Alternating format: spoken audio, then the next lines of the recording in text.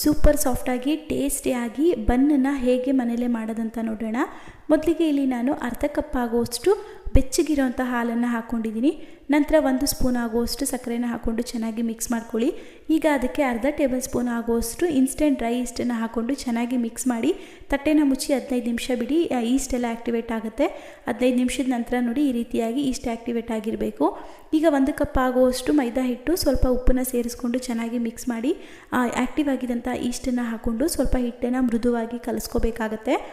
ನೋಡಿ ಹಿಟ್ಟನ್ನು ಈ ರೀತಿಯಾಗಿ 10 ನಿಮಿಷ ಚೆನ್ನಾಗಿ ನಾದ್ಕೊಂಡು ಒಂದು ಬಟ್ಲಿಗೆ ಹಾಕಿಟ್ಟು ಅದ್ರ ಮೇಲೆ ಸ್ವಲ್ಪ ಎಣ್ಣೆನ ಸವರಿ ತಟ್ಟೆನ ಮುಚ್ಚಿ ಇದನ್ನು 1 ಗಂಟೆಗಳ ಕಾಲ ಬಿಡಿ. 1 ಗಂಟೆ ನಂತರ ನೋಡಿ ಹಿಟ್ಟು ಯಾವ ರೀತಿಯಾಗಿ ಸಾಫ್ಟ್ ಆಗಿದೆ ಅಂತ. ಇದನ್ನು ಮತ್ತೆ ಸ್ವಲ್ಪ ಮೈದಾ ಹಿಟ್ಟನ್ನು ಹಾಕ್ಕೊಂಡು ಚೆನ್ನಾಗಿ ನಾದ್ಕೋಬೇಕು. ಈಗ ಇದನ್ನು ಚಿಕ್ಕ ಚಿಕ್ಕ ಉಂಡೆಗಳಾಗಿ ಮಾಡಿ ಬೇಕಿಂಗ್ ಟ್ರೇಗೆ ಇಟ್ಟು ಅದ್ರ ಮೇಲೆ ಸ್ವಲ್ಪ ಹಾಲನ್ನು ಸವರ್ಕೊಂಡು ಒಂದು ಬಟ್ಟೆನ ಮುಚ್ಚಿ ಅರ್ಧ ಗಂಟೆಗಳ ಕಾಲ ಬಿಟ್ಟಿದೆ. ನೋಡ್ತಾ ಇದ್ದೀರಾ, ಅರ್ಧ ಗಂಟೆ ನಂತರ ಹಿಟ್ಟು ಯಾವ ರೀತಿಯಾಗಿ ಸೈಜಲ್ಲಿ ಡಬಲ್